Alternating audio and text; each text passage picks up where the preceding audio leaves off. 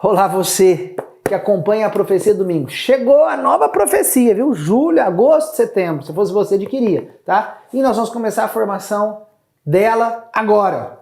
E hoje, nós vamos falar de dois grandes santos. Duas pilastras da igreja, Pedro e Paulo. Por que pilastras da igreja? Porque em um Cristo funda a sua igreja, em outro Cristo expande a sua igreja. Sobre Pedro ele funda, sobre Paulo ele expande a igreja de Jesus Cristo aos pagãos. Agora, muito importante que Pedro e Paulo também tiveram algo em comum que era profundamente significativo espiritualmente falando, que foi o martírio. Pedro, ele morre martirizado, cabeça para baixo, foi crucificado de cabeça para baixo, e Paulo também ele foi martirizado, cortando a sua cabeça. Tá? E os dois foram martirizados em Roma, tanto Paulo como Pedro. Sim, é verdade que quando a cabeça de Paulo ele cai no martírio, quando ela é cortada, ela quica 3 vezes e cada quicar, ou seja, cada ponto que a cabeça dele toca no chão, ali nasce uma fonte de água. Tá, então a fonte das três, a fonte das, o lago, né? Na verdade é aquela piscina de 3 fontes, justamente é esse lugar onde a cabeça de Paulo caiu em Roma. E Roma foi purificada pelo sangue de Cristo, pelo sangue dos mártires, não amaldiçoada, mas purificada, e Roma hoje depois se torna a sede da igreja. Esses dois santos têm uma festa, uma solenidade especial, São Pedro e São Paulo, para esses dois santos, na liturgia da igreja. E é muito importante a gente mergulhar na situação de Paulo e Pedro, para você entender. A igreja é petrina e também paulina. Petrina enquanto comando, organização, paternidade, referência de obediência, ar de pai, sentido de pai. Eu tenho alguém a recorrer, alguém que fala a última palavra. Isso é Pedro, tá? Mas a igreja também é paulina. Paulina mais no sentido carismático, pentecostal, não que Pedro não era, mas juvenil, é Pedro que sai, enquanto é Paulo que sai, enquanto Pedro representa o pai, por isso o Papa, embora a palavra Papa não tem nada a ver com pai, Papa significa lá em latim, tu és Pedro, Pedro, pedra, tu és Pedro, é um significado mais ou menos bem superficial, mas é isso que significa a palavra Papa, não é pai, mas o Papa é aquele que senta na cátedra e que comanda e que organiza, como eu disse, a última palavra é dele. E Paulo representa mais aquela juventude que vai, muitas vezes inconsequente, aquela juventude que vai, que viaja, que expande a igreja e que não vê os desafios, só passa por ele, é algo mais assim, de energia juvenil. Paulo era assim, por isso que ele expandiu o evangelho no mundo inteiro, sobretudo na Europa, no Ocidente. A igreja, então, ela é ao mesmo tempo um ficar, Pedro ficava em Jerusalém, e um sair, Paulo, ele é pai, Pedro, mas também é filho, Paulo, entende como que é?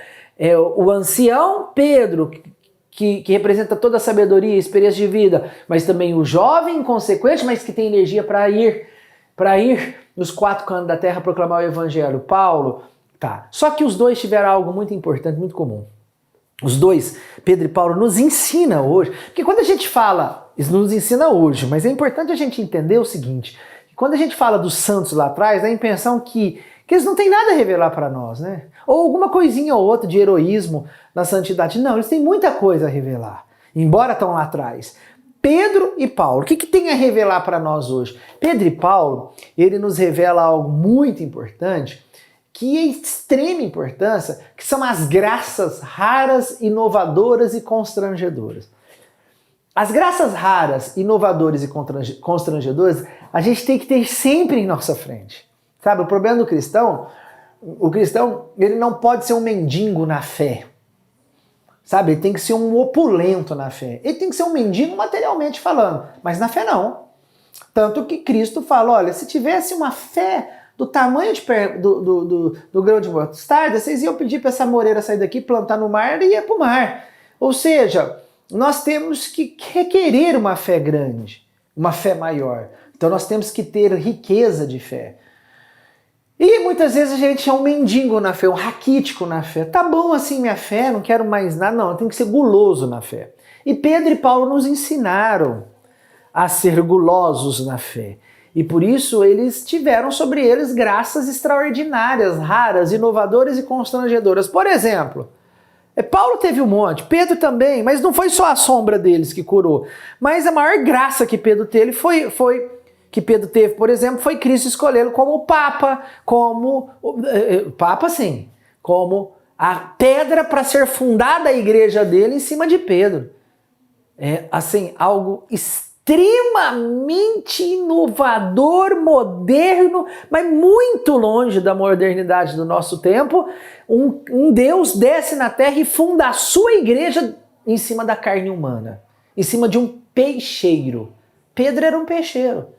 Segunda coisa de graça profundamente rara, inovadora e constrangedora foi Cristo dar as chaves do céu para Pedro. Meu Deus do céu, que loucura! Muitas vezes nem os próprios pais com seus filhos biológicos dão a chave do carro ou a chave da casa para ele comandar. Jesus deu a chave do céu e disse ainda para Pedro: tudo que ligares na terra será ligado no céu e vice-versa. Ou seja, o que desligar aqui será desligado no céu. E deu a chave e deu autoridade. É como se o pai dizendo para um filho: olha, tome essa chave da casa e quem manda aqui nessa casa é você agora. E Paulo também teve várias graças profundamente extraordinárias. E nós precisamos requerer essas graças. Como que a gente requer? Pedro e Paulo tinham algo muito em comum, por isso também foram pilastras da igreja. Os dois pregavam Cristo inteiro, Cristo 100%. No Evangelho de Mateus, capítulo 16, Jesus pergunta aos discípulos: vem cá, apóstolos, o que o povo fala que eu sou? Todo mundo respondeu, uns falam que é João Batista, outros falam que é Elias, outros falam que é Jeremias. E você, Pedro, quem que você fala que eu... na sua visão, quem eu sou? Pedro responde: tu és o Messias, o Filho do Deus Altíssimo.